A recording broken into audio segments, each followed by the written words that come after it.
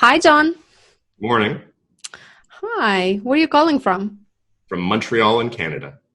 Nice place to be in. So it's early morning for you and 4:30 p.m. for me. Cool. Today I'll share my screen with you. I was looking at your LinkedIn profile and I was trying to figure out who you are and what you do. And I see that you are the CEO of the company. And then I Yep. looked at the few posts that you've made on LinkedIn. And then I see that you say, so proud of our team of being part of the hackathon. And so it seems like you have a big team. Is that right? How big is your Yeah, team? we're just about 50 people now. 50 people. Okay, that's not what I expected. That's great. 50 people is a big company. So what do you guys do? Like, what's your business?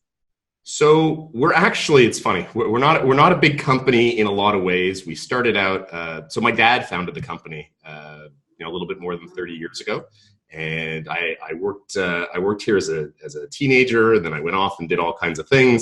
And then a few years back, 2011, I came back, and the company was only 12, 13 people. And because I grew up in a very entrepreneurial environment, right? It's all I ever did as a teenager, and then it was my entire career is small companies building things. And then we had an idea, I guess about 6, 7 years ago, that we could take some of these really big company tools and democratize them, make them something that could be used by your small entrepreneur. And that was something that we thought would be pretty cool to do. We spent a lot of time getting told it was impossible. Um, you know, you, Okay, you, that you see a happens. lot of Yeah.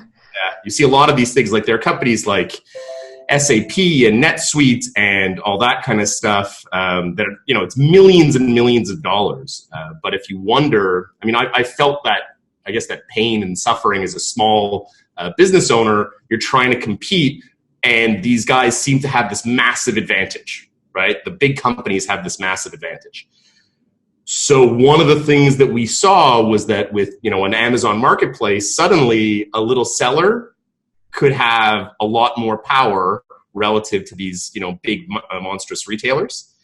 And one of the ways in which they couldn't compete still was the software and the tooling and the systems and the information, because they don't have the millions of dollars to spend on supply chain management and procurement and inventory controls and all those things. So we set out to build as powerful a system as the big players in the marketplace, but build it at a cost basis that even the little entrepreneurs could take advantage of it right away. Wow, it sounds very cool. So were That you was the an mission. Amazon seller yourself? That's how you decided to adapt that niche? Yes. So we looked at selling our stuff through Amazon. We had some customers who were doing things with Amazon. The challenge, so Amazon provides a lot of different tools for sellers. A lot of this came from, so we went to a show last year in Las Vegas to meet some of the other Amazon sellers. And every very successful FBA Amazon seller we talked to kept saying that the same thing, that the same biggest piece of advice that they would give to anybody else was to have a system. They kept calling it a system, right? So that you didn't have to sit there copying and pasting spreadsheets or trying to keep track of the same product in 3 different marketplaces with 4 different descriptions.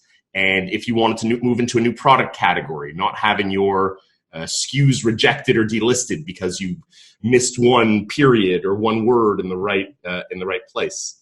So those are all the things that a back-end management system can handle for you. But there wasn't really one that did all of it for Amazon. So we built one. Cool. So what's the website domain name? I'll look it up.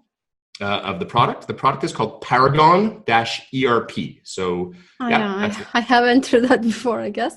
There you go. Okay. There's a lot of people advertising against your Are they? Well, there you go. Well, you passed the site, but it's a couple down from there. well, Yeah, that's I it. see it here. I was just checking out the 4 advertisers who would want to Well, The to first target? one, the first one is actually a review site. The second one is a competitor. The third one is also a review site. Yeah, so there are a lot of people who actually give advice on how to buy this type of software. Interesting. Okay, so maybe affiliates and people like that, right? Sure. Okay. Okay, Paragon. I run Shopkeeper and look at my logo. Well, right here, look at the three pum pum pum, and you have a tun, tun, tun, sort of Right. something there. Yes, absolutely. Interesting. All right, so because you have a stats graph going up, so now I'm going to assume that you do track stats and help with accounting as well. Is that right? So in terms of features, we're actually a full-featured product. And a full-featured ERP means we do a lot of things. So we do inventory management, and we do procurement and supply chain management, and we do costing, and we do direct SKU profitability and returns and reporting, of course. So for us, the biggest piece is we're basically bridging between the store where you sell through Amazon and all of the other back-end stuff you have to do, whether it's remit your taxes to various governments, or it's make a purchase order and keep track of your costs on that side, or send your create a shipping plan and sending it to the FBA fulfillment warehouses. So we do all of that. And how long have you been in business? So the company's been in business a little over 30 years. This particular product, the main product got launched about 2 years ago, and the integration with Amazon is something we're in the process of really launching now. Okay. I was just sort of hoping to see a few screenshots of how it looks like. Yeah, that's our software. It's really like in line with a lot of the things that Amazon sellers are used to. So it's totally in the cloud. You don't have to install it on a computer at all. You don't have to have servers, which was one of those things that if you're familiar with sort of those big company solutions, you always have to pay a lot of money for consulting and setting up and conversion. So you don't have to do any of that, which was what our goal was. So it can connect to everything sort of at a single fee, a single small fee for your setup. And you could be up and running in quite literally a matter of minutes. So it does look like quite extensive and detailed. It's not simple and basic. That means that you could basically do, like you say, almost everything, right? I see a lot of options of all kinds here. Well, the idea was to allow you to take things that are very, very complicated and difficult in general and use a tool to automate it and simplify it. So take product catalog management that you would have to do through Seller Central. Let's say you have all these different products that you're selling, and I gave an example of having to repost them over and over again in every single marketplace, right? So what our product does is as soon as you buy it, it connects to your Seller Central, synchronizes all of your products, and then creates one product identity for every single marketplace. So if you want to reprice, change the descriptions, add pictures, you do it in one place, and it will manage it for you in all of your Seller Central identities. So It has a lot of powerful features, but it's designed to be relatively easy to use. Okay. And I see, so what background are you coming from? Do you actually come from like SAP background or something like that yourself, a big company? Because I see the purchasing, the P&O, the solopreneurs that are small Amazon sellers may have even never heard of what is a P&O, you know what I mean? So I'm just asking about your background. Absolutely. So my background is a little bit all over the place. We jokingly refer to me as a little bit of a mutt. I'm a dog without, a specific breed. So my background has been in finance, has been in international distribution, has been in manufacturing, has been in medical devices, regulated manufacturing, setting up distribution networks. So I have actually, and in software. So I've had companies in 5 or 6 different industries over the years. I'm at heart, I'm a company builder, grower, and then previously seller. and then like I said, I came back to sort of take over the family business about 8 years ago and did this with it. So I've worked with large scale ERP systems. I've worked with small business apps. I've seen, it's really funny because I actually have this thing that I get in trouble with all the time is people are always telling me to focus on a niche. And I think that the whole niche idea, like an industry, doesn't make a lot of sense. And why I think that is because I think small companies have more in common with each other than they do with the monster companies in the same industry sector or vertical. So a little company trying to make and sell shoes in their local market has more in common with a small grocer up the street than they do with Nike. Right. And I think that the business obstacles are a lot more common for that small and medium-sized business case than they are in, aerospace or apparel or things like that. So that's basically what our mission was, is to create a tool set that provided really great competitive power for the small guys, while at the same time not delivering it the tens of millions of dollars of cost that you would usually get, that you would usually have to pay in order to get that kind of power. Can I ask you a direct personal question, and hopefully you will not be shy to answer directly? Sure. As an entrepreneur, I'm curious about your development as a leader, as an entrepreneur. It seems like what you described is a little bit jumping from one thing to another, and many of us are. I am exactly like this, and I feel like more than 3 years I can't really stick with one thing very long, because the challenge is over, and now it's moving along and it's become boring, right? And I want to move on to something else, and I keep feeling that every like 1 to 3 years. Now I've seen that you did something like that, jumping to different categories and things. So that proves that you're an entrepreneur, creator, and builder. But now you said you are at a business for more than 8 years, right? The family business. So what holds you there? Like, how do you keep yourself motivated? That's the personal question. So it's a really great question. I would say that, so you're asking, I had the exact same thing as you, right? I would get to a certain point. I had achieved a certain level of success. And then I said, okay, I've learned everything I could learn. And now I'm a little bit bored and I have to try something new. So I have done that 5 or 6 times in my career. And then I got here and I stopped. Why did I stick?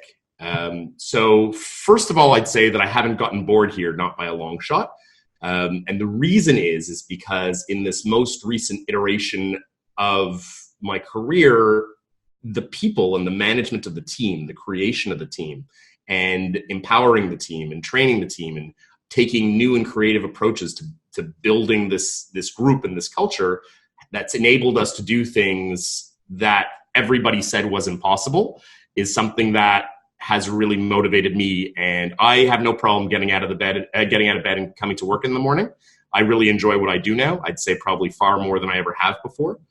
And that's because building the team in order to build something impossible was the greatest challenge I've ever faced, and professionally, and it's been the most fun.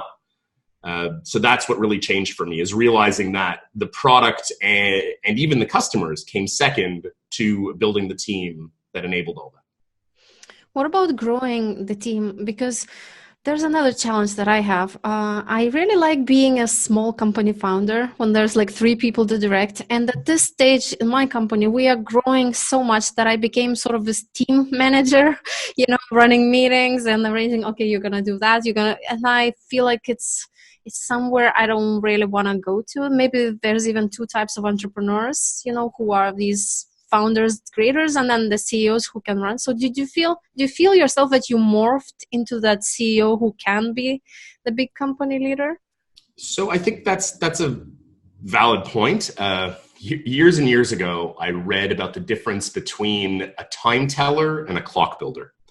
Okay. So a time teller is somebody who could walk outside any time of day and could tell you down to the nanosecond what time it is in Turkey or Montreal or whatever, just by looking up at the sky.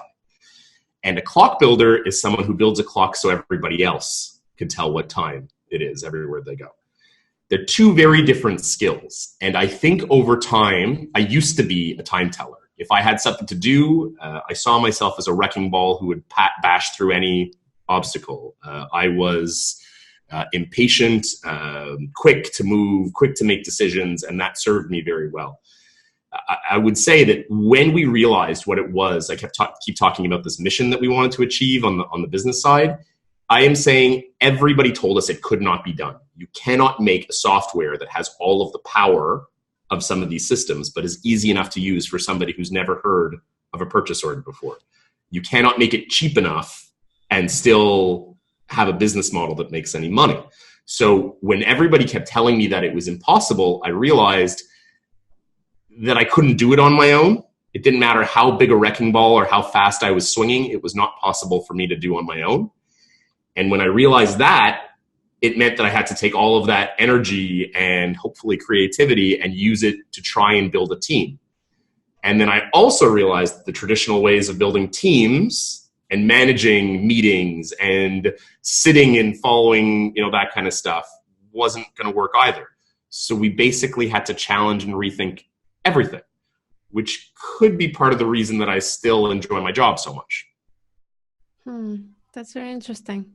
But now are you doing your hiring yourself at the company? Like you are the one choosing? At the beginning, I hired everybody myself. And then one of the things that I learned is that you can't, as soon as you get good at something, you have to bring somebody else in and put them in charge of it, right? Because as soon as you're good at it, it means that you could teach somebody else.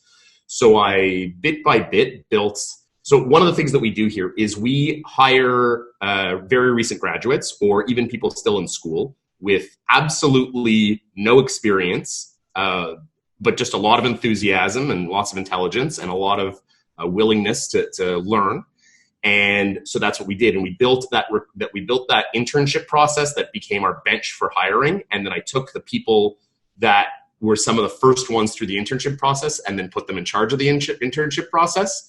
And now we actually have an HR team that is amazing. They could find people, they could motivate people, they could pick up one out of a 1,000 people who are the right fit for what we're trying to do. I hear, especially in software, I hear all the time how hard it is to get people to apply for your jobs. If we put up development job postings and in the space of a couple of weeks, we'll get over 1,000 applicants. Wow. Yeah, That's people great. can tell. They can tell when you have a genuine and authentic culture, and it attracts the best and most excited people that you can find.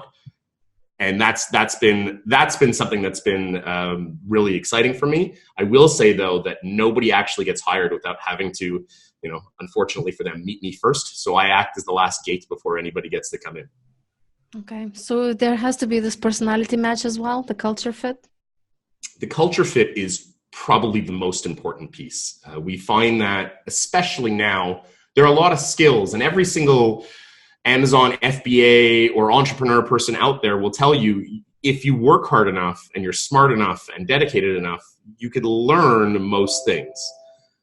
We're not talking about, neurosurgery. You can't, will your way through operating on somebody's brain. But if you're trying to figure out how to do a streamlined purchasing or procurement model, that's something that if you work hard enough, you could figure out.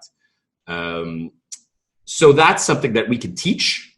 What you can't teach is attitude, enthusiasm, cultural fit, team dynamic. So we figured out that the things that we can't teach, that's what we should be looking for in the candidates as raw material, and then we'll teach everything else. Okay. As most of my audience are, I guess, solopreneur Amazon founders, even though many of them are seven-figure sellers.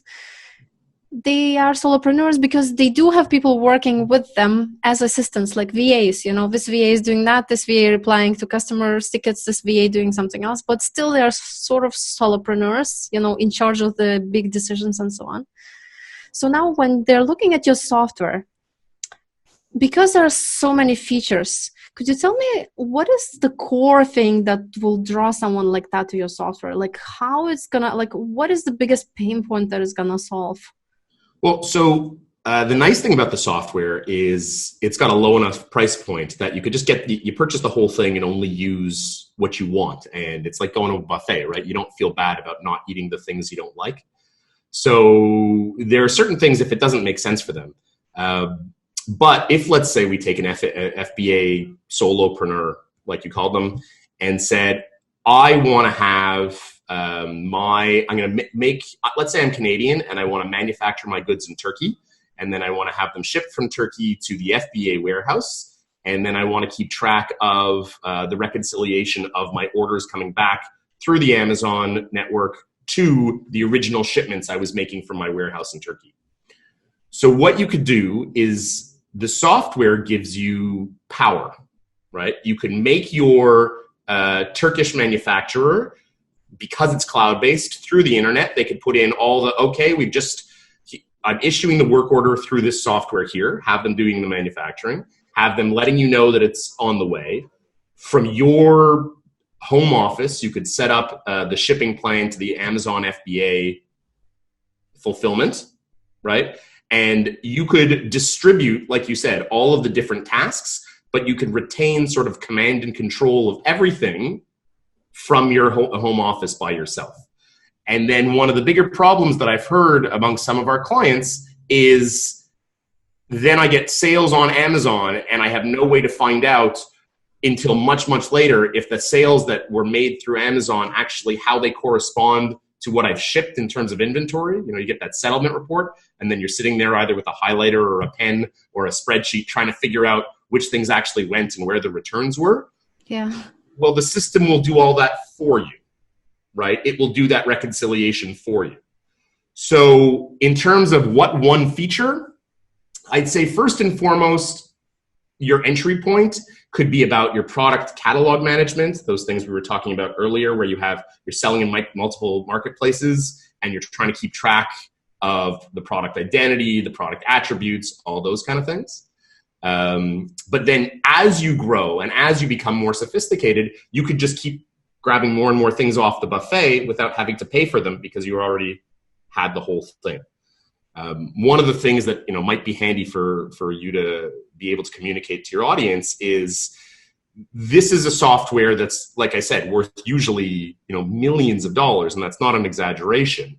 We're at a point where we're launching this through the Amazon Marketplace App Store, which is something that Amazon itself is just launching. Yes. And as a result, we're, for all intents and purposes, giving it away to a certain number of first customers because we want to get feedback on it. So if your audience is the first one to hear about this, because we'll stop doing it, to be honest, after a little while, but for a certain number of them, because we want the feedback from users to tell us what could be better and things like that. So this is a way to get a software that would be totally out of your reach financially, generally. Even at our price, you're going to save yourself a lot of money if they want to go and try it out first. So that's a fairly nice opportunity, I think, for some. So you are saying, just to confirm, you're saying they could try it for free for a while? Not only try it for free, but what this is what we did with our first set of users when we just launched the ERP.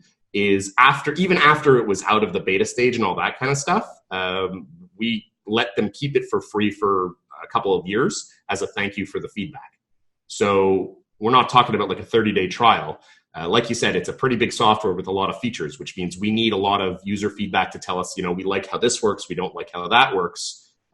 And so it's not in beta because we're out of that because we passed all the testing. So we're not looking at bug fixes anymore, but we really want to know, is the workflow solid? Is it good? Does it work for people like that? So yeah, we're letting people have it at low or $0 for the first number of them who could help us get that feedback. Wow, that's great. And do we need to use any code or anything, or is just that Ray come right now and sign up with you, and that's all we need to do? That's right. They could go to a landing page right off. Actually, inside Seller Central, they're able to do that. Okay. But we could actually, if they contact us, then we'll put them in the program that will let them get it for free. Wow, this is great. And I saw the sentence here that intrigued me. I need to reorder inventory automatically. So does your software order inventory automatically? Yes. So on multiple sides. So let's say you're ordering from standard vendors, and then sending it and distributing it to Amazon, for example, it could automatically check your inventory levels in your Amazon warehouse or in your own warehouse and create purchase orders and distribute them for you if it's all been approved. Or it could just create them and prep them for you and wait for you to issue them. So with my own warehouse, how do I manage the levels? Then I manually change them in your software? So you don't actually have to, because if you want to, you can. But the software itself can keep track of the levels of inventory in your warehouse for you. Yeah, you just see how many you shipped. Okay. Yeah, it has a full warehouse management system in it. It even has a mobile client for if you, let's say you were working with a 3PL, with a third-party logistics warehouse where you've outsourced that.